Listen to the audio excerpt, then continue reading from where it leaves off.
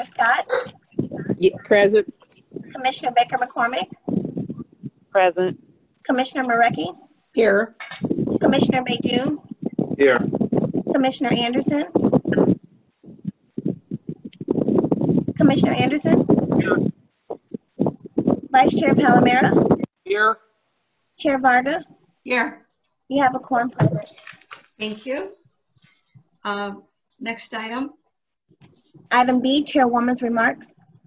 I think I'll let it go so we can get this meeting started. Go ahead. Next item, please. Item C, budget presentation. Okay. And today we will start with technology. Mr. Carlos Perez. Yes, good morning. It's good to see everybody. Good afternoon. Yeah, it's true. It feels like morning to me. It's been 24/7 for a little while, that's for sure.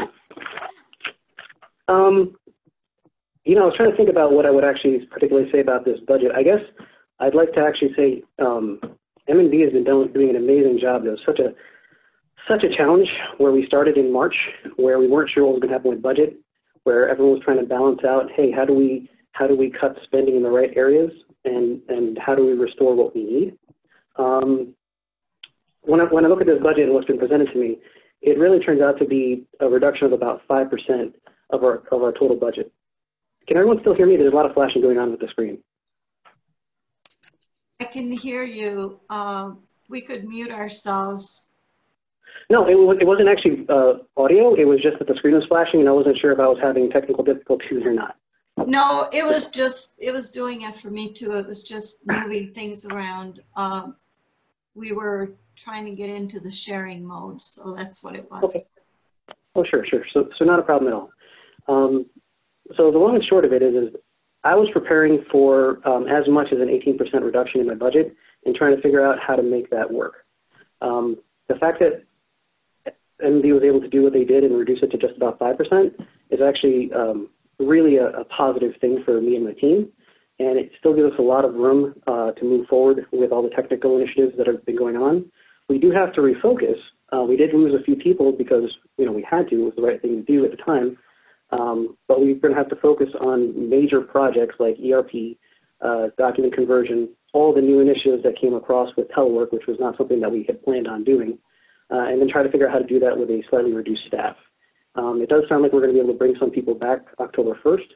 So we're definitely looking forward to getting our team back and then figuring out how to navigate for ourselves as technology department, and then also make sure that the rest of the people in the county are able to telework as efficiently as they could. Okay, what are the projects that you think that you will be able to provide for us under this budget in the coming year?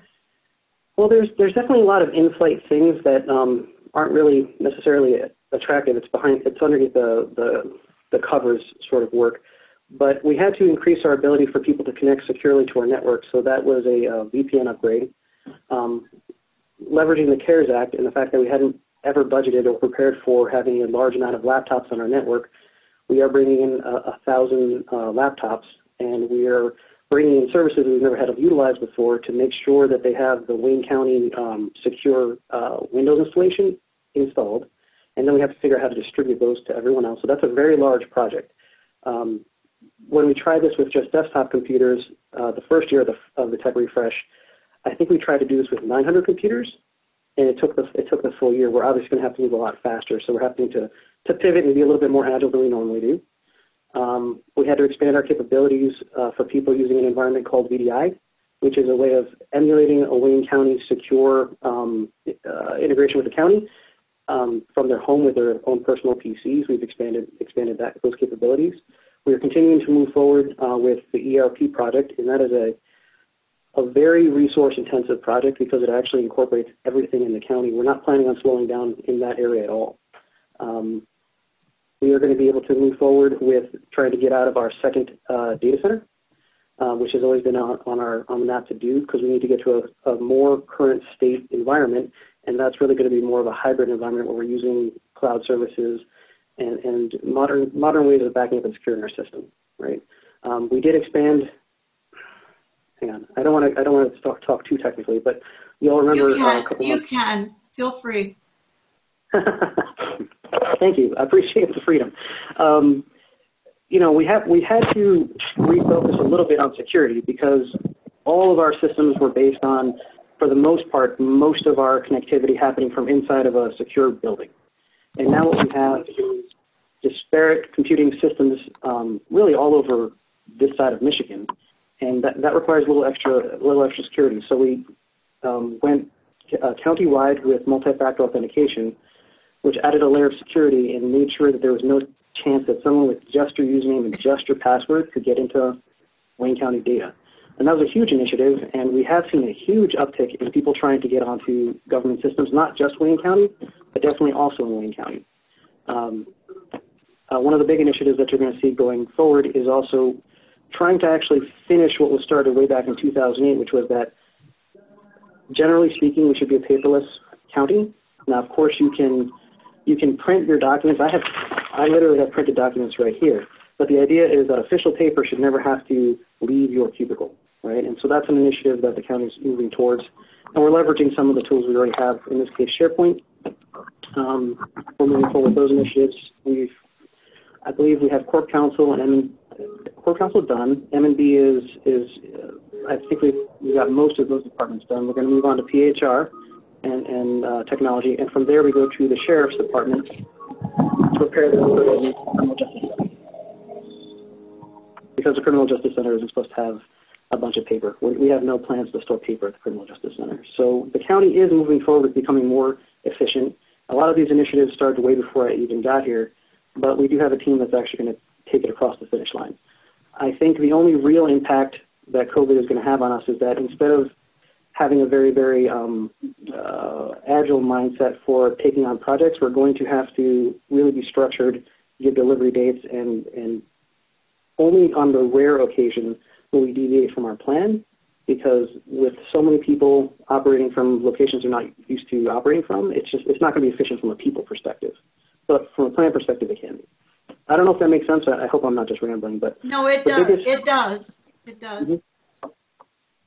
Yeah, but the big takeaway I want to get from that is that we've been making a consistent investment in technology since I've been here, which honestly I've been very grateful for. My team has honestly consistently risen to the challenge and try to be worthy of that investment. We got a little bit of a setback, as did everyone else in the county, and we can still make some significant inroads, and we're pretty proud of that. So all in all, a very positive budget considering our circumstances, and you know, I applaud the team for giving us the ability to justify. Well, I think you have, I've been here for over 20 years now, so we're about there. And I think you have done a wonderful job since you have been here. The budget hearing. Could you mute yourself, please, if you're going to be talking, anyone, or moving around? Thank you. So since you've been here, I'm really impressed with the positive results, and so keep it up. Any questions from commissioners? Commissioner Anderson first. Thank you. Carlos, I would echo what the chairwoman just said. I've seen a lot of improvement since you've been here. The only thing that I know it's a long process to change over to the new ERP system now, but I just wondered, what is the latest update that you can give us on that? Well, I do want to give most of the official updates to Loretta to present, but let me just tell you from my perspective, if you don't mind, because I would prefer to answer your question fairly directly. So the ERP is a very big project. As you know, we're coming from two systems with two completely separate versions of technologies into one, and a system that is going to be great for Wayne County for a lot of reasons, but we have to understand the old systems and then translate those business processes into new systems, and hopefully the business processes are better going forward, not just picking up what we have and dropping them in the new system. So that's the goal. We started tackling the ERP project from the idea that we could make headway. Make headway in one particular area and get it right the first time. And that methodology is called Agile. And so what we're trying to do we're doing a restructure. What we're trying to do going forward is actually bring everyone into the room and go for a more waterfall method, which is get the full scope of all the requirements that we actually need, because I think that works best in government, and I think the whole team thinks that works best in government. And then when we're sure of all the things that we're definitely going to bring across the finish line, we start giving real dates and proving to you guys that we can hit those dates. I think that's really where we're at with it. We tried a method that's very modern, and it's just not a great fit for Wayne County, and we are going to try a more traditional tried and true method that more people are used to, and you will see those results, I believe. So we're going to be giving you dates for expectations very soon. Okay, all right, thank you. Commissioner Marecki and then Commissioner Dobb. Thank you, Madam Chair. Carlos, you were going through the departments that you're going to, keep these programs going. Did you mention the prosecutor's office? Oh, yes. That's a very, very specific thing I was talking about before, and it's great that you mentioned that. Mark Hindelang is my counterpart in the prosecuting attorney's office. We have a great relationship, and they're planning to move forward with a what do they call that? A case management system, which they've been working for a couple of years, and that's going to take the bulk of their specific Wayne County prosecuting attorney's paperwork. But for everything that doesn't fit in that system, because not all business fits in that, they're going to migrate those pieces that don't fit into SharePoint like everybody else. So yes, they will be included. Okay. My recollection is that maybe Kim Worthy got some grants for that. I don't know if you know that. And maybe I'm wrong, but okay. No, you're absolutely right. They did. That was to work with a state agency. And so as I understand it, now I want to let Mark or Ms. Worthy actually represent themselves, but I believe the project is going very slowly. And I think as a result, they're looking at getting a different case management system. And that's the latest effort. So as far as I know, that's out for bid right now. Okay, thank you. I'm all set. Thank you. Commissioner Dobb. Thank you, Madam Chair. I've got a couple of questions. The first one is for the employees that you will be bringing back. Are those the desktop analysts? So I haven't officially announced it to my team or anything like that yet, but we would be bringing back some desktop services folks, at least a business analyst, and we'll need some of the folks who are integral for the SharePoint migration will have to be brought back as well. We're going to do it on a case-by-case basis to make sure we're doing the right thing. The bulk of my employees, unfortunately, were laid off as opposed to furloughed, so it changes things around. And then a number of those folks were actually able to find other positions elsewhere during this break, so it's going to be a little tricky. But with all the things that we need to do, it's not like IT was, it's not like we had more people than we knew what to do with. There's more than enough projects to work on. We were kind of on a growth trend, not a shrinking trend. So I don't expect, in all sincerity, I think that when IT is ramped up to where it needs to be, I think it's probably going to run around 80 folks, but that's years away. But to compare it to Oakland County, they have something like 270 folks. I don't think that makes sense for Wayne County, and I think we can do a great job with around 80, but they have to be the right kind of folks, and that's why I've always taken a slow approach to growing the department. Okay, so you're looking at your ultimate goal would be a team of 80? Approximately. I think at one point in Wayne County we had 120 back in 2005. I think that's excessive, especially with all the technology enhancements we have. But ultimately, we're talking years down the road, we'll be more like 80. Okay, and I'm sorry if I missed it. How many do you have right now? I believe we have, is it 48 that are not furloughed? Okay, no, that's 58 positions though. We have 54 people right now. Okay. All right. My next question is, so I know you mentioned about moving into, a paperless county. I know that a lot of people are concerned about electronic documents and the legality of that. Are they the same as is an electronic document the same legally as a paper document? Does an electronic signature count as a real signature? And I'm not sure if you can answer that, or if that's something that we need to have our commission of council or corporation council answer. But that's my question, and if you can answer that. So I can't answer it across the board. I can tell you that when we've had council take a look at the requirements, almost everything can be electronically stored. I mean, we live in the day and age where you're doing your entire mortgage in electronic document form. I do believe that there are some state requirements in some instances, yet identified, where it has to be paper. And in those cases, obviously, we're going to follow the rules. But when you think of it in terms of chain of custody and all those pieces, having an electronic document is far better. I mean, you can restrict permissions. You can guarantee that there's a backup. You can guarantee availability. It really is the way we need to operate. Any business really needs to operate, but especially a government needs to operate, because we have to be able to guarantee that that paper exists and that we're taking care of it and the right people are seeing it. I totally agree. And I think with the electronic documents, we can have a backup. If it's just on a piece of paper and that paper is destroyed or lost, it's gone, right? So yes. I'm glad to hear that we're moving in that direction. I just have two other questions. The ERP system, will that be used by the commissioners at all? Will we have use for that for like logging in constituent issues and that sort of things? Well, we work with? So the answer is yes. The commission does use ERP. That's one of the reasons why Mary is part of our ERP steering committee.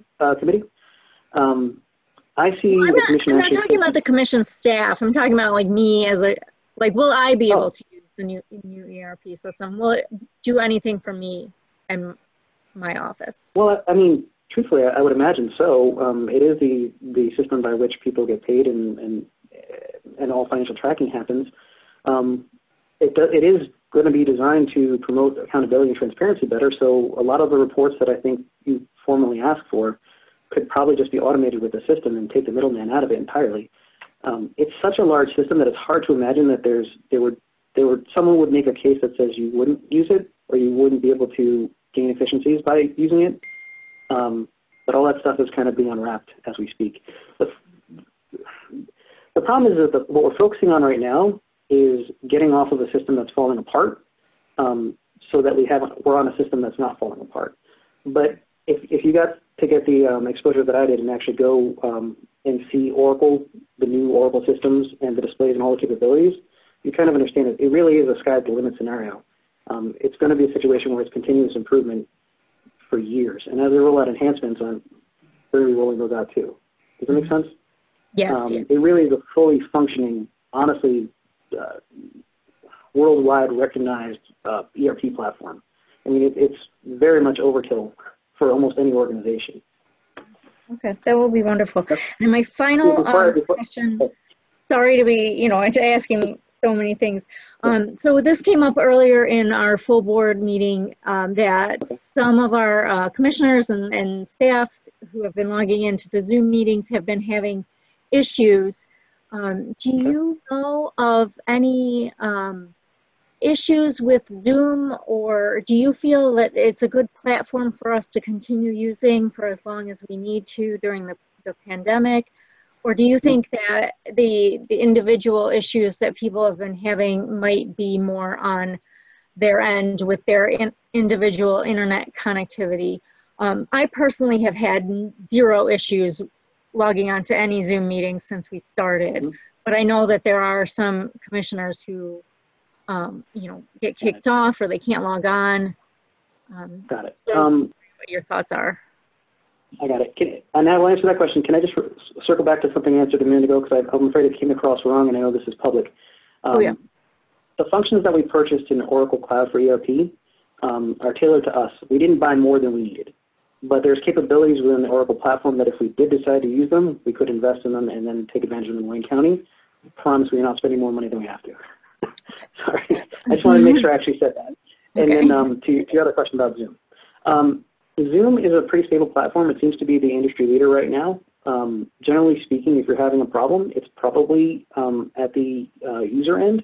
But there are some tips and tricks, and it's one of the things that my team has been trying to do is put out some training videos and some classes to give people ideas on how to better use Zoom.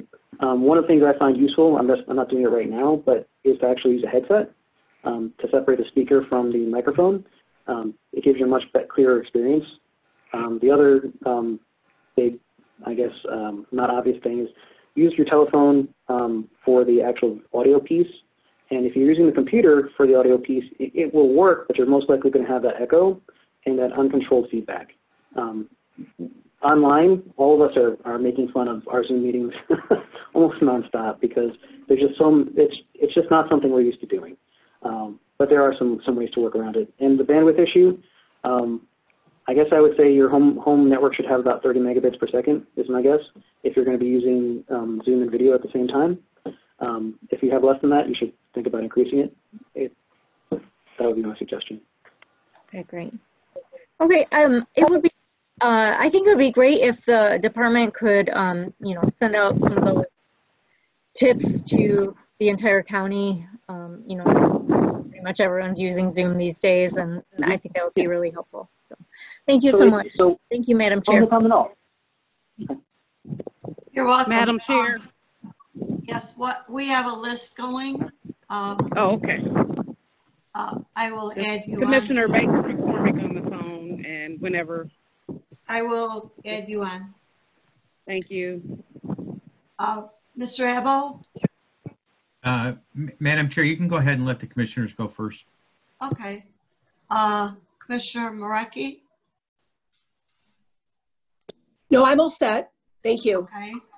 Just going down my list. Okay, Commissioner Baker McCormick. Thank you, Madam Chair.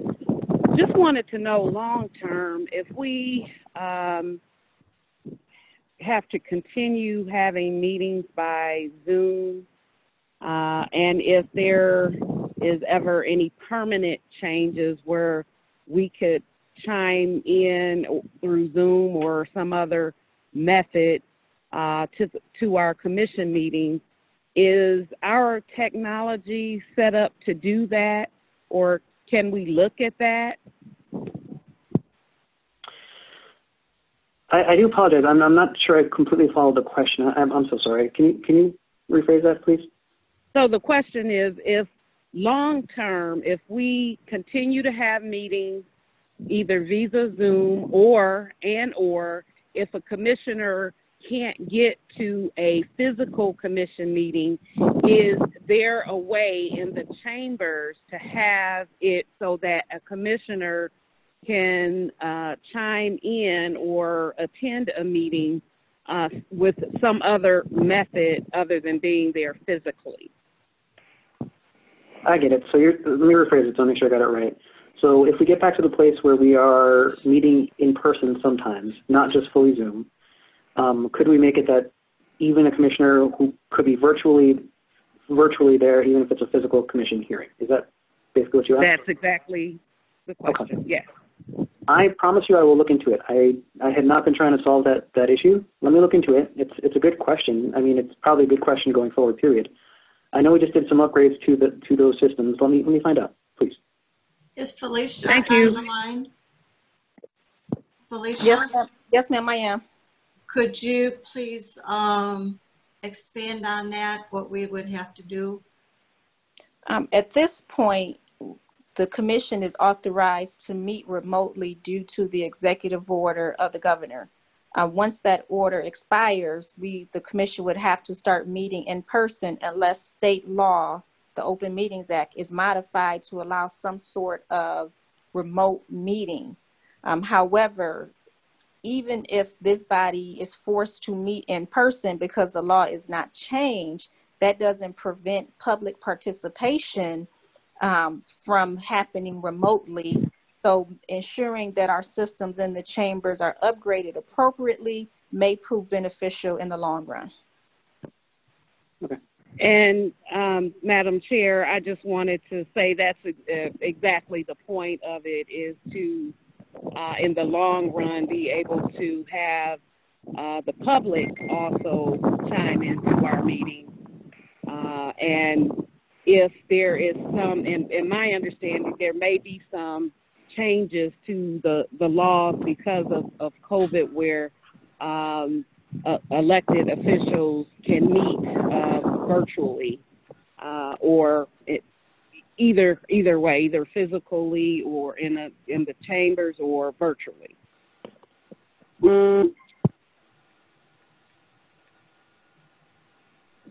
Sounds good. Anything else? Commissioner Baker McCormick, are you done? Nope, that's it. Thank you. Okay, Commissioner Baydoun. Thank you, Madam Chair. I think this is a great question by my colleague Baker McCormick. We should really look into it where we have the technology that would allow the public to participate virtually.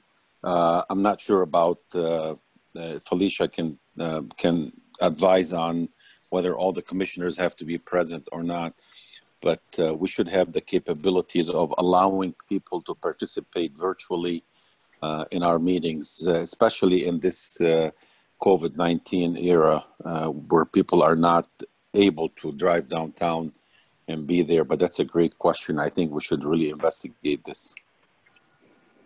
Thank you, Madam Chair. I see Tim Johnson is also on the line. Tim, have we done enough upgrades? First of all, let me see if I can get him on here. Yeah, yes, Commissioner. That is something I'd have to look into. Okay. In conjunction with DOT to see what, if we have the proper infrastructure to support such a move. Tim Johnson, our administrator, is the one that we need to talk to about the technologies for the commission chambers and such. So if you have any questions, feel free to contact him as well as Felicia, and they will know all of the rules that we have to follow. But it would be great. Whatever public participation we could get would be wonderful. Mr. Perez, do you have any other presentation or finish your thoughts? I don't, but I was, someone private messaged me. I forgot to actually give my official title, so for the record, Carlos Perez, CIO of Wayne County. And with that, I don't have anything else to present. Okay, you have a team member? Do you have anyone else that? Madam Chair, can I just ask a quick question of? Sure. Mr. Abel? Thank you, Madam Chair. Carlos, going back to the questions that you were asked by Fiscal, one of them was regarding services being reduced or eliminated, and you said no services are being eliminated. But we are dropping from 61 down to 54 full-time equivalents. So my question is, even though the services may not be reduced or eliminated, will we be as responsive going forward with a fewer number of personnel? So it's a good question. There's a little bit of confusion with how the budget all worked out. I think the positions that are being reduced were mostly open. So they were positions that weren't currently filled at the time. And so I think what they did is they made the move to say, well, these positions haven't been filled, clear them out, and go from there. So I have a feeling there's a little bit of confusion as far as the budget goes. But the way I see it, hopefully I'm doing this correctly, is if I have a business case to bring more people on board, the Wayne County Executive Branch has always been open to having that discussion. And so if I do need to grow for business reasons, I will. But 54 people is about the number we were using to support the county at the time. Well, thank you. Yeah, I mean, it does say that there are only 2 vacant positions. But that kind of brings me to my next question is, we always ask the question of departments, is there anything that is inhibiting growth? And your response is, the operation is chargeback unit and growth is limited to user department's willingness or ability to pay for services. Don't you think that we should evaluate growth based on making the county more efficient, more effective, and evaluating in the context of what the payback period is for any investment that we might make in resources? Oh, sure, 100%. And I mean, that kind of goes without saying. I guess I have a little bit of a longer view of the scenario. So when I walked in the door, we had 23 full-time employees and the rest were contractors. right? And so since I've been here, we've actually been steadily growing. And so we continue to steadily grow. And as I do that, you know, we have normal attrition and those kind of things, but I'm training the team that's here and we're growing appropriately with them. There's a mistake, I guess I'll say this. There was a mistake that we made when I worked at Quicken Loans, which is that we were a company of about, it was 400 technicians, right? And there was this influx of money, and they said, great, you know what, we have this amazing company culture. We're going to grow to, I don't know, 13, I think it's at 10,000 now. But we grew too fast, and we spent way more time training folks and getting them to understand the systems, when honestly, if we had just paced ourselves and took the time to grow our people and to give them the knowledge that they needed, it would have been much easier. We would have spent a lot less money. And that's really kind of what I'm looking for when I grow this department and help the efficiency of Wayne County, is I'm not just looking at numbers. I'm looking at people who can actually contribute, and are they actually able to contribute, instead of actually growing too quickly, and then folks who would normally be productive are spending 50% of their time training a new person. That's the technical real answer as to why I'm growing at the pace I'm growing. It's just experience. Experience tells me that you can't snap your fingers and make somebody a fully qualified subject matter expert on any technology system at all. I agree. Thank you. Thank you. Anyone else? Okay, well, thank you very much, and keep up the good work. And you know where we are if you need us. All right. Well, thank you very much, and I appreciate it. Thank you. Alrighty, we'll move on to the next item. Madam Clerk. Item 2, Homeland Security. Thank you. Good afternoon. Please identify yourself for the record. Good afternoon. My name is Tadario Sturdivant. I'm the Director of Homeland Security and Emergency Management. You may proceed. All right, I have with me on the call, I believe the Deputy Director, Samar Jafer, our budget analyst, part-time, Brian Herman, and our Chief of Administration, Danielle Elziad.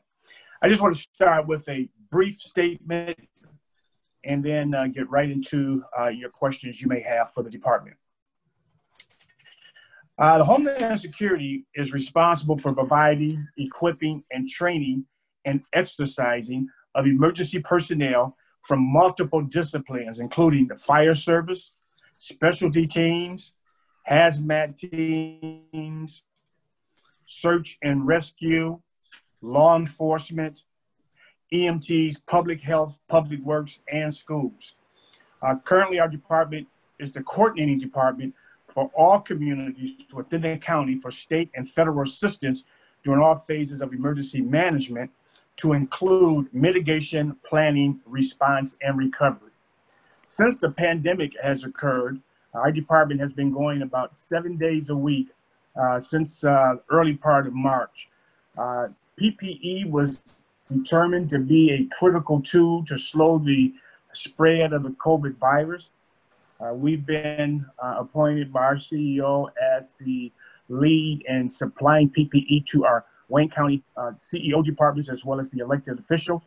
And our responsibility as Homeland Security, we're responsible for providing PPE to all 43 jurisdictions within the county. And I'm going to give you just a couple of stats to let you know just how busy and the millions of items that we've tracked and allocated. To date, as of last Friday, we've allocated approximately 450,000 faces, the N95, KN95, and the surgical, about 7,700 face shields, about 12,400 gowns, over 500,000 gloves, 610,000 gloves, about 9,700 disinfected canisters of wipes, and 1,305 gallons of hand sanitizer, which came in 7,525 bottles. We also were able to secure 3,300 COVID-19 test kits, which we provided to public health, which I know they utilize to test at our JDF, as well as about 4,000 foot booties and about 9,000 protective caps.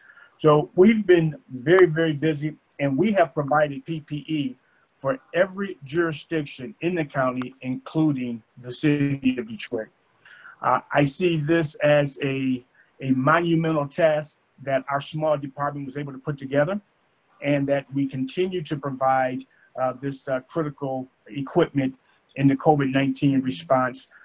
And I see that we will continue to provide that as well. And with that, I will open myself up for questions that commission staff may have. So do they, do the individual cities, townships, they come to you, or do you go to them and say, we have this available? Who makes the request, the city, or we just offer it? No, every jurisdiction. We coordinate weekly conference calls with every jurisdiction, and now that has gone to monthly as we've gotten longer into our COVID-19. We let them know the equipment and supplies that we have, and they contact us. We provide the PPE, and then those communities come to our warehouse and pick them up. We would not have the staff or the time to actually drive the equipment out to the communities. So we communicate that to all of our communities, and they know what we have, and they put in their orders, and we provide the PPE. Does that include our nursing homes, or the cities take it to them, or do we know? Yes, we also provide PPE to our first responders, which is law enforcement, fire, EMTs, as well as nursing homes and hospital personnel. How we provide that PPE to our nursing homes, funeral homes, and to hospital personnel, we coordinate through what we call Region 2 South Healthcare Coalition. They correspond with every hospital in Wayne County, and we provide the PPE to them, and then the hospitals come to Region 2 and obtain their PPE. Sounds like you have a well-planned and well-organized shop there. Commissioner, I'm sorry, go ahead. No, go ahead. I was just gonna say, when we got started, we had no idea it would involve in such a monumental and voluminous task. We're able to now track every piece that comes into our warehouse. Our warehouse is also the drop-off point for other communities. So if another community should order something, it actually comes into our warehouse, we receive it, document it, and then release it back out to that particular community. So it is a very fine-tuned machine. And how many staff do you have? Currently, we have 9. We just hired a analyst. So our logistics team is made up of 3 people, 1 which is part-time. Wow, that's a lot of work with such few individuals. Yes, that's why. You're welcome. I'll open up for questions by other commissioners. Let me open up my chat. Commissioner Marecki. Thank you, Madam Chair. So is this PPE that's coming in, is it going from the feds to the state and then to the county, or are we getting it directly from the feds? We receive it in various methods and various ways. Some of our PPE comes from the State Emergency Operating Center. They receive it from the feds. We have received direct PPE directly from the feds, and we have received donations from our private corporation partners. So we receive PPE in various ways, primarily through the state EOC, but we also receive it in donations. Wayne County has also purchased PPE, and we receive it from FEMA. Okay, so how long now that our numbers are going down, I mean, I know they're worried about a second wave, but will we still be supplying the hospitals? I mean, is it all COVID related? Because the hospital population obviously is going down with the COVID numbers. So how long do we keep doing this? And are the hospitals getting this purely for their COVID patients, or are they getting it for everybody? They should be getting it from their COVID patients. And I predict, if I was a predicting person, that we will be doing it for a while, because on all conference calls we are on with the state of Michigan, they're advising all emergency managers across the state to prepare for a second wave. They're saying a second wave is coming, and that the second wave potentially will be much worse than the first wave. So they want us to stock up and be prepared for this second wave. So if I was a predicting person, I can't give you an exact time limit, Commissioner, but I would say we'll be doing it for a while. Okay, thank you. I know you guys have done an awesome job, and I know Brian Kahn being in contact with you all the time, and I've just heard a lot of good things. So thank you for all your work. Have you heard when they're predicting the second wave to really hit us, if it's going to?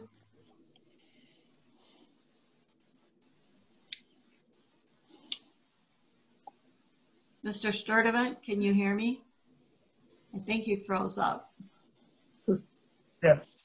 Okay. I heard October. I heard September. When are they sort of saying, what are you hearing when the second wave That's might? probably a better question for public health. Okay. When I watch television and I watch the experts talk, yes, yes, can you hear me? We have a sort of, you break up Are sometimes. you still here? Can you hear me? Yes, now. Not now. I lost you. Okay. Public health, but when I watch television and watch Dr. Burke on CNN, she says we're already in. All right, I'm sorry. I don't know when we're going to hit the second wave. Experts say that we're already in the second wave. Hello, Okay. hello? Yes, we can hear Hello? you now. I can hear you. Anyone else? All right. Mark, do you have anything for? Okay. I'm good, Madam Chair. Thank you. Commissioner Scott, you okay? Well, I was just wondering if he has enough staff now for this second wave. And if Dr. Burke say we're already in it, is the supply still coming in?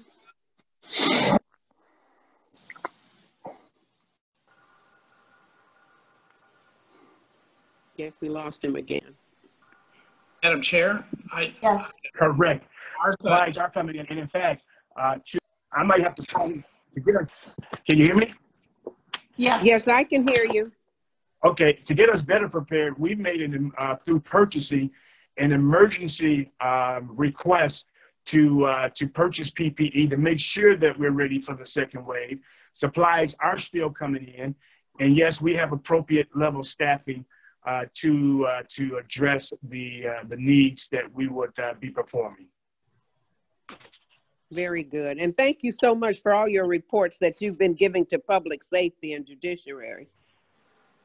Thank you. Commissioner Anderson. You're welcome, Commissioner. thank you. I'm sorry. I thought there was a little bit of a lull there, but Martha, Commissioner, I just wanted to remind everybody it was just supposed to disappear, right? A little bit of levity. We knew that was a lie. Commissioner Anderson, it didn't get hot enough yet. this summer for it to go away. The weather has not been a good contributor to get rid of it. Commissioner Baydoun, are you all set? No, I didn't ask. I was waiting for my turn. Okay, go ahead. Yeah, thank you, Madam Chair. Thank you for all you're doing in the Department of Homeland Security to keep the public safe. I think you touched on the preparedness for the second wave. That was my initial question. But my second question is there any plan or are you doing anything to help the less fortunate areas of Wayne County where they need, like the public, the residents where they need like masks? Is there any programs to help some of these people that are not able to buy masks because they're on fixed income or they're under the poverty level? Is there any program? Are you doing anything to help in that endeavor? And two responses. First, we are working with economic development to provide PPE for those businesses that can't afford to purchase their own PPE when they open up. So we are providing PPE to the Chamber of Commerce to provide to those select businesses. And second, the county is in the process of purchasing PPE so that it would be provided to the public. And that would be a public health issue. So we are working on those as we talk. Good. Thank you. Thank you, Madam Chair. Sure. Anyone else, commissioners? Anyone else has any questions? Commissioner McCormick, you're all set? Okay. Well, thank you very much. Keep up the good job, and we'll move on to the next budget presentation. Madam Clerk. Item 3, personnel. And we do have the Director of Personnel with us. Would you please identify yourself for the record and welcome, and you may start your presentation. You're on mute. Please unmute. There you go. Getting there. Thank you. Sorry about that. Thank you, Madam Chair Varga and the other commission members of the Ways and Means Committee. I'm Steve Malin, Director of Personnel and Human Resources for Director of Personnel and Human Resources. And I think everybody knows what our department is responsible for. We were handling all HR related services and programs and initiatives through our 6 divisions in our department. Those have remained unchanged. We didn't restructure. So we have the talent division where we do our hiring and promotions and testing and transfers and all that related to that activity. We've got our employee engagement division is primarily responsible for training and development, but also we're working with succession planning and career development and those sorts of initiatives through that division. We have labor relations, of course. We also have administration, which includes the front end of payroll. So we have the whole timekeeping side of payroll, whereas M&B has the back end of payroll, actually helping to cut the checks and manage W-2s and so forth. There's a strategy and informatics division headed up by Julie Lemaster, my division director, pretty much second in command in PHR. Julie's actually on the call with us today. Budget is one of the things that she helps significantly with. And then the 6th division is essentially reports to me. It's independent, as you all know. That's the Civil Service Commission, and we help prepare those agendas and facilitate all of those sessions with the Civil Service Commission. And I will say that our department was fairly significantly impacted by COVID, not only from the standpoint of I had probably a higher number of furloughs than other departments. We were up at around 36% of our staff. A lot of that came from that talent division, which has more employees than any other division. And that was because at the same time we instituted this, Mr. Evans, the CEO's executive order that included the freeze with contracts and hiring and salaries. And so with that freeze in place, there wasn't, that activity almost came to a standstill. And so on top of having a large number of employees on furlough, of course, it was LR and HR that had to initially go to the unions and negotiate MOAs to the extent we could and get them to accept to allow for the furloughs in lieu of layoffs. And then, unfortunately, we're unsuccessful, as everybody knows, with one union, AFSCME non-supervisors, which led to what ended up being 118 layoffs. But that's 100, and if everybody understands how that works, that's 118 people sort of at the top of the list. Then we've got to go through all of our displacement mapping on every individual, and that involves a lot of people's seniority bumping someone else, who then bumps someone else, who bumps someone else, and eventually someone it gets impacted and at the end of that chain. And so there's an enormous amount of work that went into managing not only the furloughs, but the displacements and the layoffs and all the communications on with that. And of course, another area that we had a tsunami of was unemployment that was related to all of that, that we run through our labor relations division, through our EEO group. And we've had over, obviously there were claims, let me backtrack. We did employer initiated filings for those on furlough, and that was one of the attractions of accepting the furlough, is that we did that on their behalf. But for the 118 individuals that were laid off, they submitted their own claims, and of course we got hit with all those and had to work with unemployment to do that. And many of you may know that periodically the county has had fraudulent cases where someone gets a hold of Social Security information and files a bogus claim. We'll get a claim, we have to go to the department and find out that no, that employee is still working, and we identified it as a fraudulent claim. We get a lot of information to those employees on what they need to do now that they've been caught up in such fraud. And then of course we have to go communicate with unemployment to get that cleaned up. And we've had over 100 such over 100 fraud cases. So there's been a huge uptick. I'm sure we're not alone on this, but there's been a huge uptick with such fraud activity. So that's another area where our department has been significantly impacted. I will say that we are thankful through M&B's efforts, and they're leveraging the CARES Act to hear that we will be essentially restored. As you know from the numbers there, our expenditures and revenues are about a little over $5 million. And it's basically going to be restored, and that's a great relief to us, and it's going to allow us to essentially go forward maintaining at least the same levels of service. Of course, we are always looking to and interested in improving our level of customer service and our efficiencies within the department.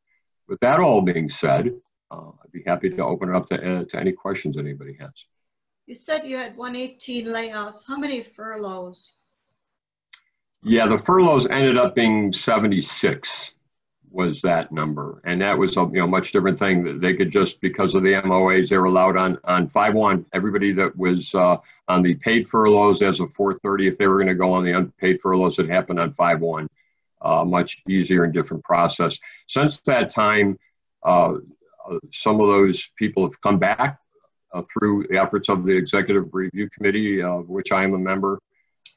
Some people have quit. Some people have subsequently found other jobs or temporary work, and we're coordinating with them on unemployment on those because they're still out there and maybe want to be reinstituted come October 1st.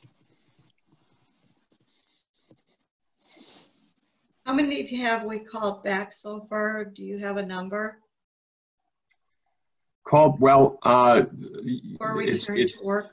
Yeah, from the furlough list, it's been a handful. DPS has had a couple buildings with Daryl Jones Group and Michael L. In buildings and facilities. They've had about 3 or 4 people return. There were a couple a couple others. I think it's been to date around 6 or so that have already returned from furlough. Oh, and we recently had one as well in PHR. 6 or 7 people. So are these people returning because it's safer to return now, or because of the necessity? Yeah, it's a great question, and I would say absolutely based on need. They were furloughed in the first place because of were they needed at that time or not, and that tied to, I know Janelle, myself and Janelle and the COO, we called all of Janelle's department heads initially to do a deep dive into what kind of services were going to be remaining essential, and then based on those discussions, which people did that impact, and that helped identify which individuals would go out onto furlough as being non-essential at that time. So that was dependent on services that might have been curtailed. Like for me, it was the fact that I didn't need all my talent people, so and so on. And now that might have been programs that might have been eliminated or reduced, like an HHVS. And so now, as we've done 1 or 2 people coming back, about 7, as I said, it's strictly based on need, and something would have changed, and now that circumstances based on business need, we need to bring those people back. And I will say, along with that, importantly, I know you've all heard that from M&B and financially that we've got the ability perhaps to bring everybody back. However, Janelle has instituted the same approach where we have been calling all of her department heads as well to say, okay, aside from money aside, is there a need to bring everybody back or not at this time? And so there may be right now it looks like there may be just a handful of people that might not come back until, and based on position is no longer needed. But that's our focus always on these is looking at county need, business need, and operations.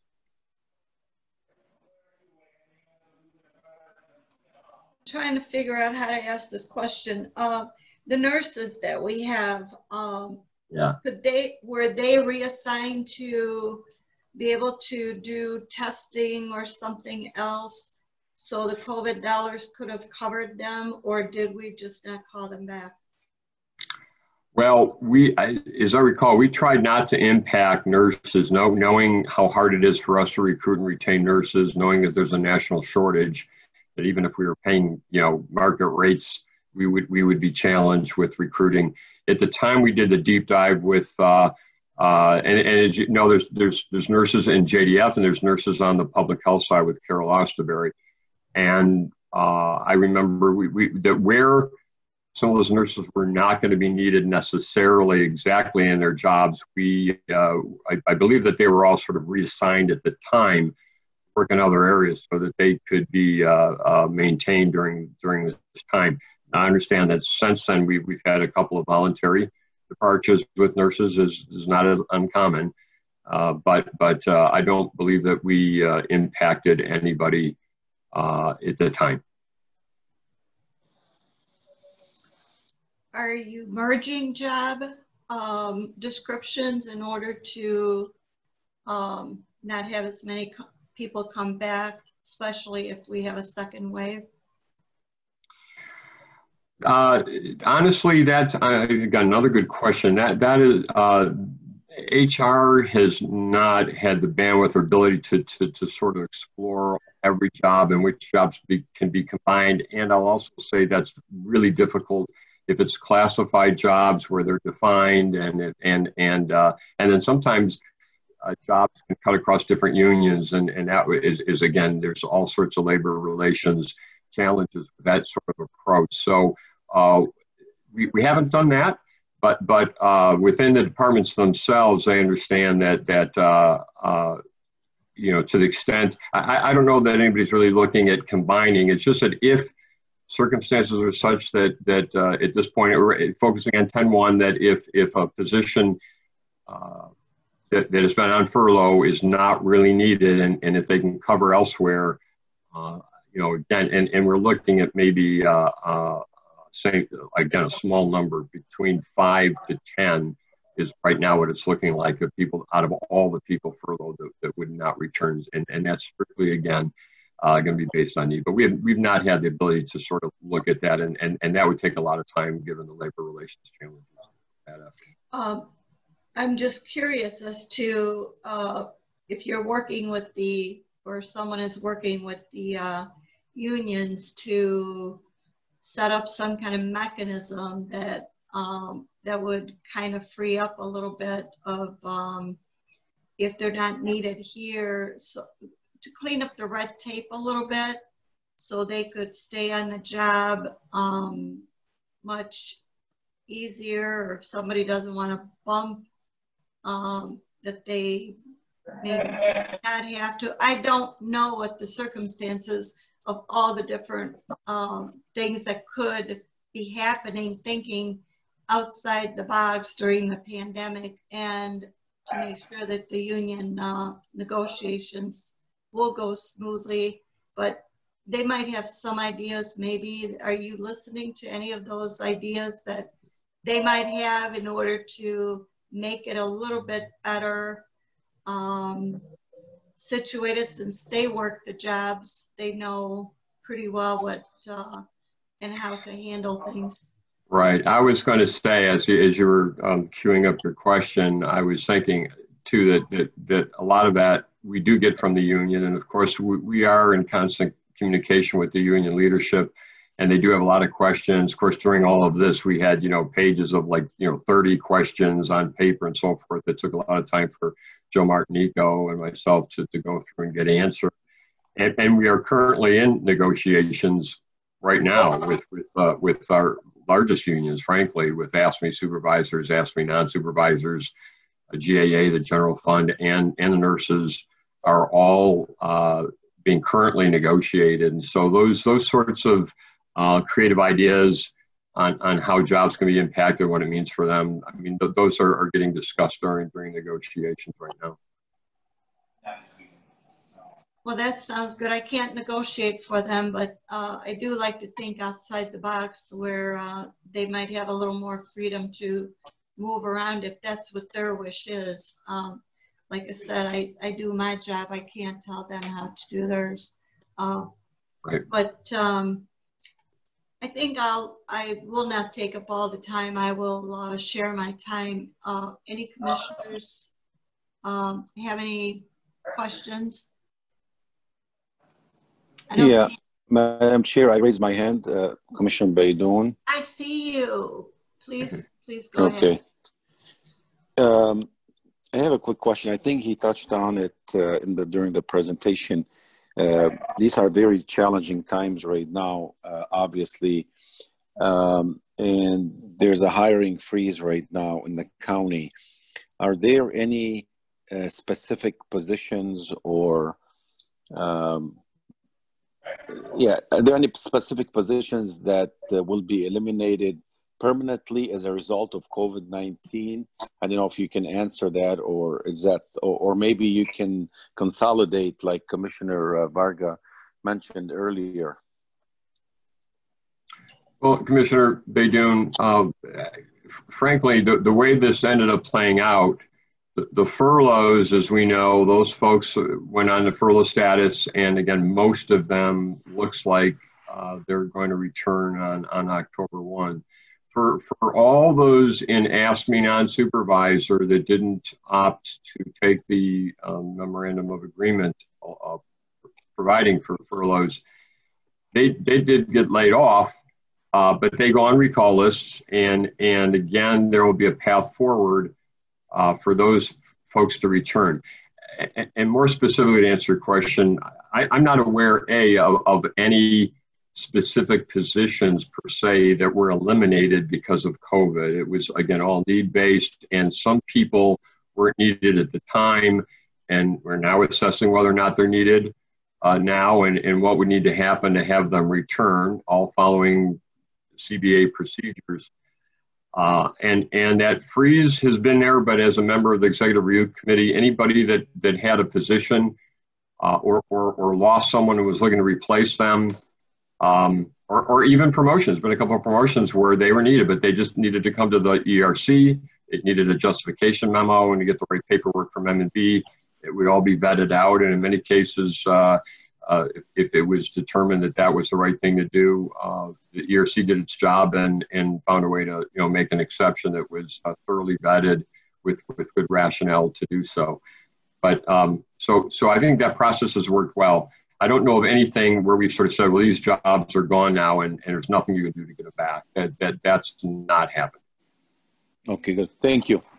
You're welcome. Anyone else? Commissioner Dobb? Do you have any questions? Yes, I have one question. Sure. Thank you, Madam Chair. Regarding the fraudulent unemployment claims, yes. Do you have any idea why those have been filed? Have you done any investigation on where those came from, or what was the cause, or what was the source of all of those claims? We haven't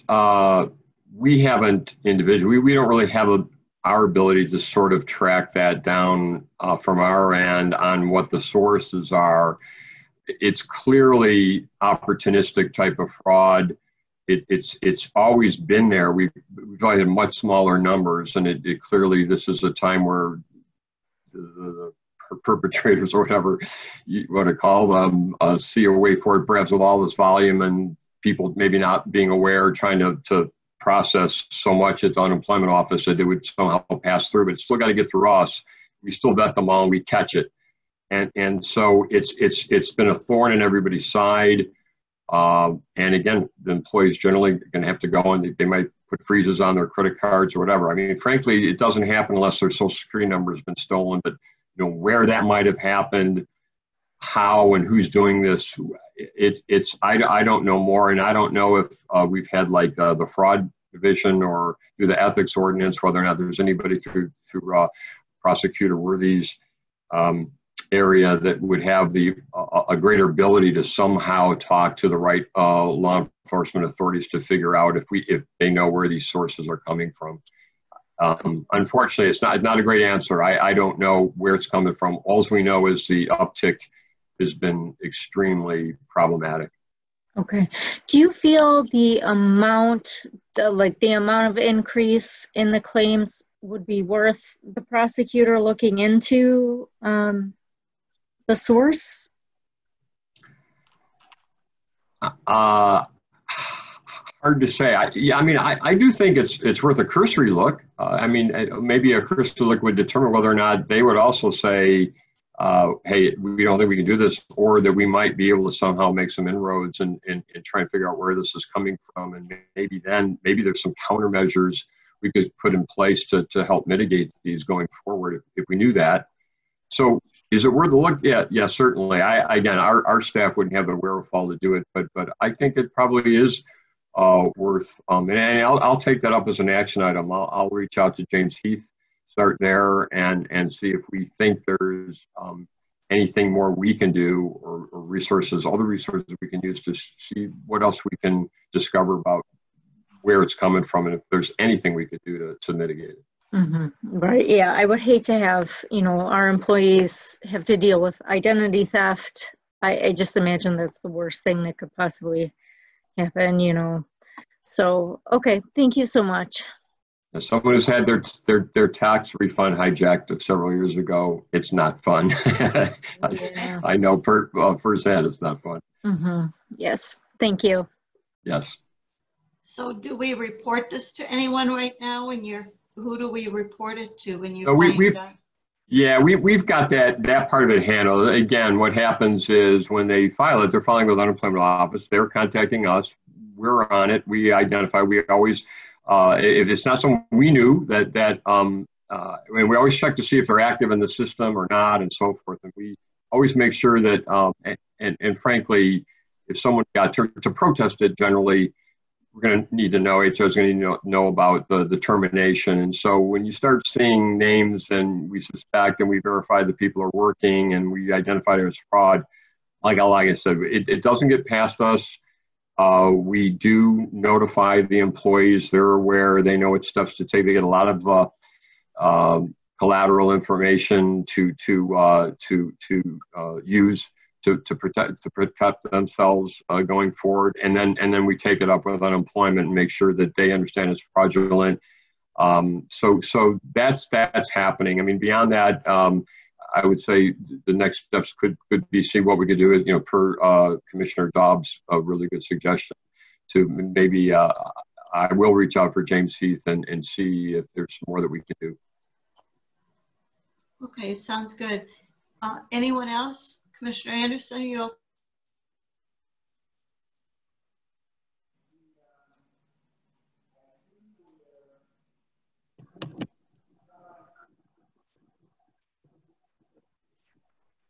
okay? Commissioner Anderson, anyone else?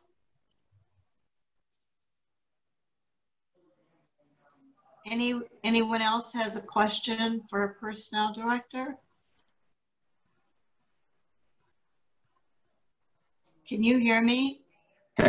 Going once, going twice. Yeah. Yes. Commissioner Anderson, I knew that you would.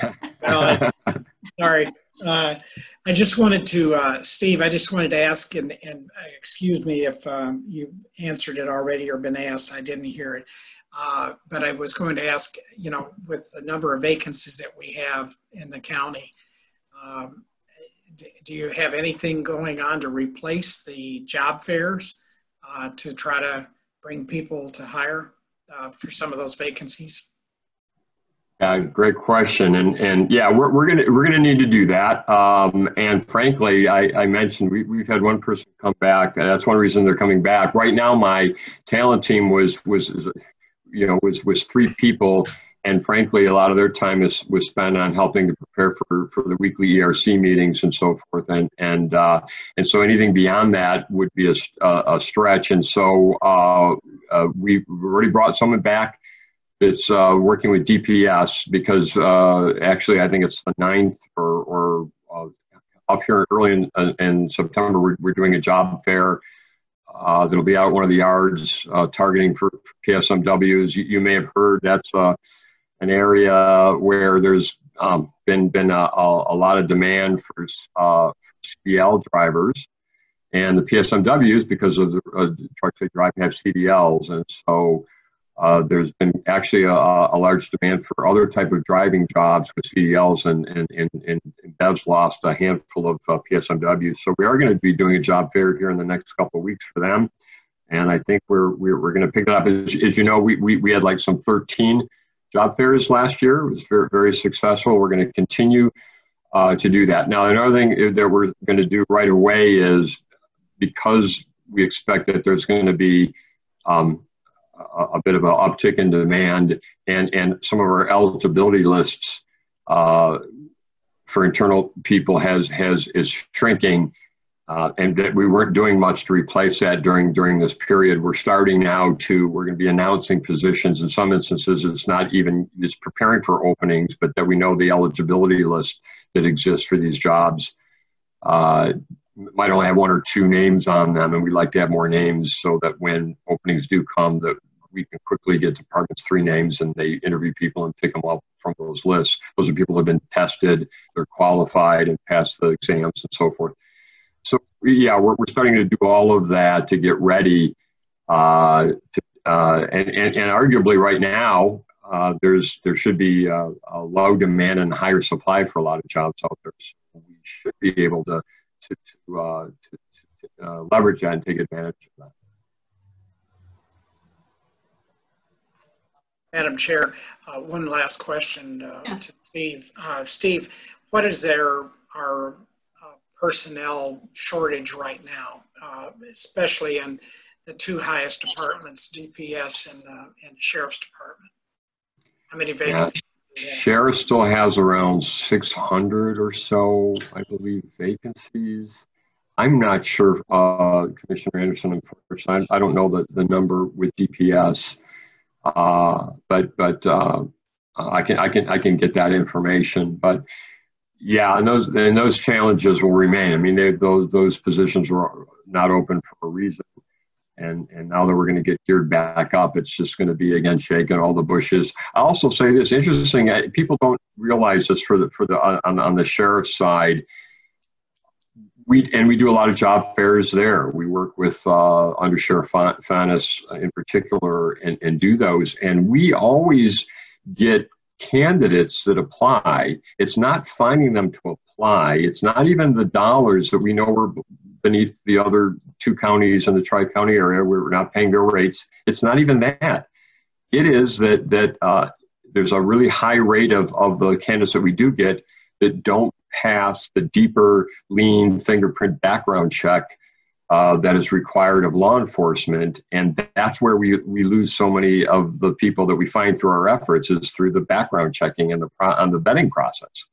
So we find them and we get them in, but then they drop out as a result of that. Now part of that could be that, I mean, other people that might not have issues in their background perhaps they're finding jobs at the other two counties that pay better. But at any rate, it's a numbers game, and so the number of fairs or efforts that we do is the only way we can make a dent in the number of vacancies that we have. Thank you. You're quite welcome. Is drug testing a problem too, or no? Yeah, not as much as the background. And I mean, there's even a criterion there. If they've had like X numbers of just run-ins with law enforcement, we'll exclude them from their vetting. And it could be that people that know they have drug issues are some of the ones that are not applying, but more so, but some do get tripped up by that. Marijuana now is a bigger problem. That is, with all the first it was medical marijuana, now it's recreationally legal, and so that's an issue too. But more than that has been just the background aside from the spectrum drugs. I would think if I knew I was using it, I wouldn't apply because I know I think that's what happens, right? Too, right. Right. Okay, sounds good.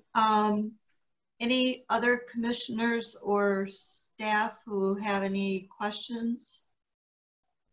Okay.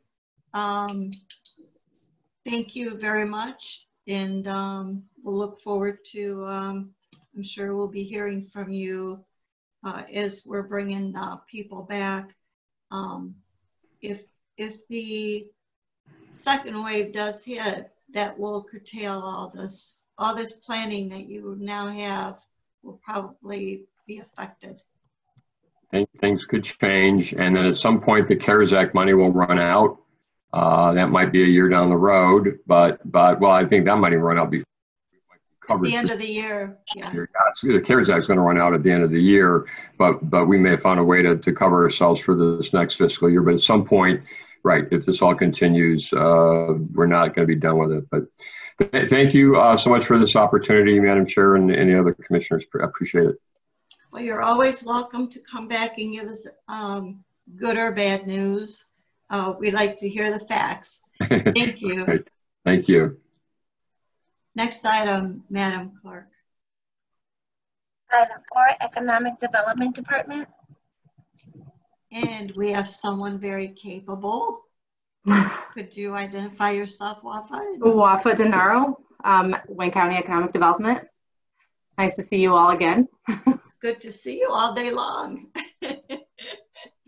Go ahead. All right, so we are, I'm just gonna kind of give a broad overview of what we've been doing over the last year. Last year, we started focusing on attraction, retention of businesses, trying to recruit businesses to come to Wayne County and settle here, create some jobs. We've been really focused on putting our resources towards the attraction and retention. In March, we had to really pivot what we've been working on. Instead of going out to these businesses to do retention visits to kind of see what resources they needed, what was missing, what permits we could kind of help them with, we had to pivot to COVID-19 response. And I've been kind of updating you guys along the way, but I wanted to go over what we've been doing since the start of COVID-19. At the beginning of March with the shutdown, we were hearing quite a bit from businesses that they needed capital. They needed, basically they just needed money to pay their bills to get through until the shutdown was over. So we created a loan program. We partnered with TCF. The commission approved that program. We were able to get money into the hands of business owners until the federal government was able to launch their PPP program and EIDL program. Once we launched the loan program, we started working on some other programming. We started putting out resources for businesses. We revamped our webpage to be able to have webinars and resources in like a one-stop shop to be able to support businesses. We made sure all of our material was obviously in English, Arabic, Spanish, Bangla, as well as Chinese. We started doing a weekly webinar with our chambers and local business community to kind of talk about what their needs were, where their needs weren't being met, and to see how Wayne County could fill the void. From that, we started working with the communities on the outdoor dining program. We were able to help the local communities with kind of streamline their permitting process to be able to get restaurants to expand their seating into the streets or into parking lots. 20 communities participated in that and were able to expand the seating capacities of the restaurants to go outside. We also, launched the grant program. We launched the initial grant program in partnership with the MEDC. That was for $800,000. That was very early on in the pandemic. Once we got the CARES funds, we launched our $50 million grant program, which has been, really, it's been a lifesaver for a lot of businesses. We've been kind of calling some of the businesses to let them know that they have received the grant. And, I can't tell you how many business owners have sobbed over the phone. And, it's sad that they're crying, but it's like a good, happy cry. So it's, we're really making an impact, and we're saving a lot of these businesses from shutting their doors permanently. And then we are also going to be distributing PPE kits to the chambers in the next week or so.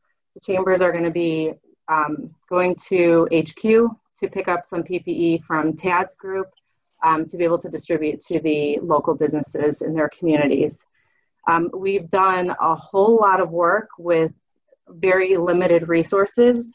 And, we're currently working on getting more resources. Because of the CARES Act, certain federal agencies like the EDA have grant opportunities available. We've submitted 4 grants, and we have 3 more that we're currently working on. So we're intending on being very aggressive and going after all of the money that's out there and trying to get as much of the federal grant money as possible. With that, I think we do quite a bit with our very limited budget. Some of the surrounding communities, Oakland County has 10 times the budget we have. And I think we do more than them with a lot less resources. So Oakland County has a $10.1 million budget. The DEGC has $9.3 million budget. Macomb County has 4.2, and Ann Arbor, Washtenaw County has a $5.4 million budget. So I think we are hands down doing the most work for the amount of money we're allocated. I'll open it up to questions.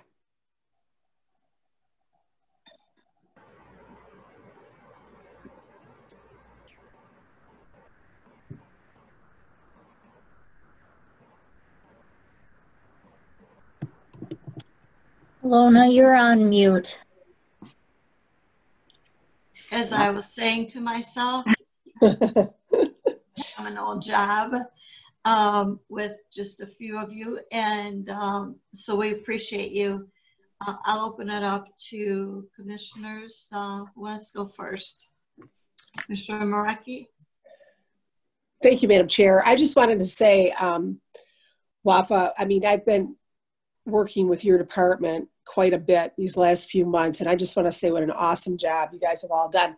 And I know with these grant applications, which I've heard businesses say, yep, they're a little more complicated and they ask a lot, but they're so appreciative that we're weeding out companies that may never have succeeded even if COVID wasn't here.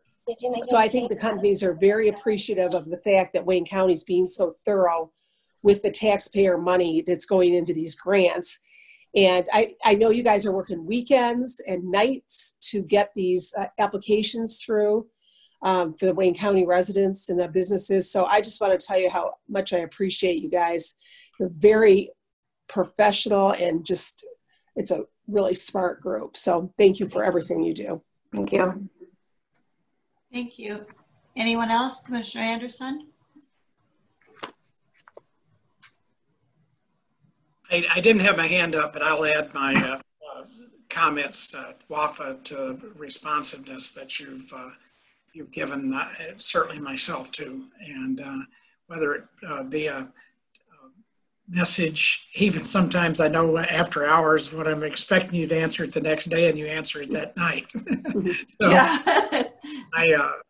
You go above and beyond, and I've been pleased with the response that you've given me, certainly. And I just wanted to echo Commissioner Marecki's comments. Thank you. And I know you were a good hire when you were in Lansing. Thanks. Sure. Anyone else? Commissioner Dobb, anybody? Yes, thank you, Madam Chair. I just have one quick thing. Wafa, do you know if the Friday work groups are going to restart at any time? Yep, we're going to be sending out an email. We're going to be resuming them on the 11th. We're going to kind of re-kick it off. Okay, great. I thought those were very productive, and you know, I know that we got the money out for the grant, but I know that businesses, even though they're open now, they're still dealing with a lot of issues, and this is going to be a long-term issue that we are going to be dealing with. So any support that the county can give to our local small businesses, I think is wonderful. So those working meetings are great, and I'd love to continue to participate in them. So yeah, you'll be getting some communication later, probably later this week about it. Thank you. Absolutely. Thank you. Anyone else? Mr. Abo, do you have anything?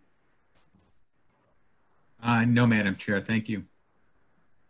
Alrighty. In that case, thank you all for coming this afternoon, and we'll go on to the next item.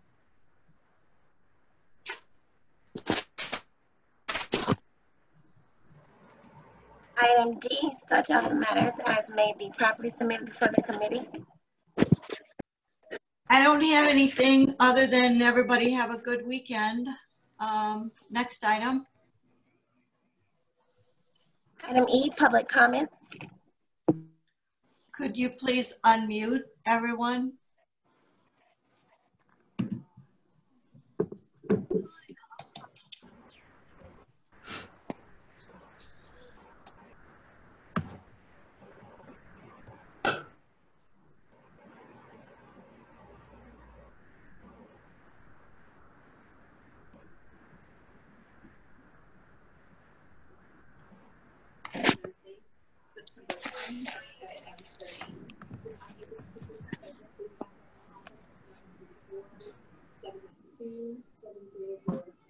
I'm sorry, are you open for public comment now? We're waiting to see if the clerk was able to unmute everyone. Everyone has been unmuted. Okay, thank you. We are now open for public comments. Go ahead. This is President. Yeah, this is President Buffington of AFSCME 1659 calling in. I just wanted to speak on what Mr. Malin was speaking on. In regards to replacing the jobs, we have individuals per the contract that are supposed to come back from the layoffs prior to having his job fairs, because right now we're supposed to be in a hiring freeze. And as the president, I had requested a long time ago, because I cover 17 and a half entities throughout Wayne County in regards to job positions from the elected officials on. And I requested, because I see from the deputies on through, I have people working in the jails with them, a lot of people can't get hired in because the auditing process has not been revised from taking state identification. If you're a typist or a clerical specialist, you don't need a driver's license to type. We can't get these positions filled because of the criteria that is there. And until Wayne County assesses this and sees why they're losing out on these job fairs, it's not necessarily because of drugs or other screening issues. It's mainly because we just revised our insurance laws in Michigan, and a lot of people lost their driver's licenses due to their insurance issues, and that's still ongoing. That's all I needed to say. Thank you for your time. Thank you. If I could, this is Steve Malin. President Buffington is correct about that, and let me just reiterate to her point. Because of the extensive now recall list, that all of that happens first. I mean, although I've talked about replenishing and going to job fairs and so forth, President Buffington is 100% correct in that we certainly look at, there's a pecking order from which we pull from, and the recall list is at the top of that, and then so we go through all of that before we would hire someone from the outside. I just wanted to make that clear and echo her comment. Thank you. Normally, we don't respond during public comments, but you are here, and we run a pretty loose ship as far as trying to get information across and keep the communications going. So, so thank you. Anything else that you hear under public comments, if you can address it? I'm thinking if there are anything, or there is going to be anything, please go ahead and shoot me an email and give me the answer instead of waiting for me to send it to you. Under public comments, anyone else wishing to comment? Anyone on the Zoom meeting calling in or on screen, any public wishes to comment?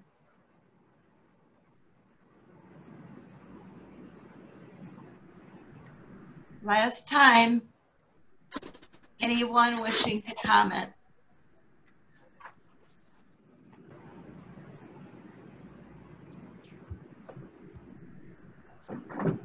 I hear none. Commissioner Palomero, you look good in your mask.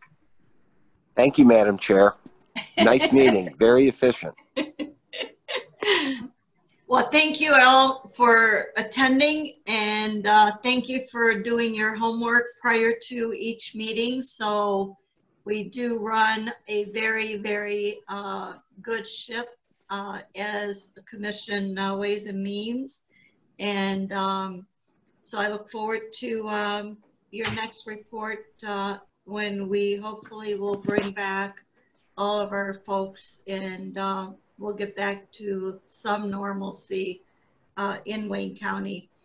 If you see anything as Personnel Director that you think the Commission should know, feel free always. Our doors are always open. Please contact me, and I'll put you on the agenda for a presentation.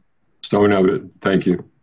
Thank you. And that goes for any director or any department, especially you, Mr. Haney.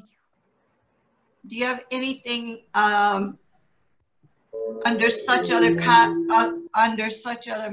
I'll go back to that.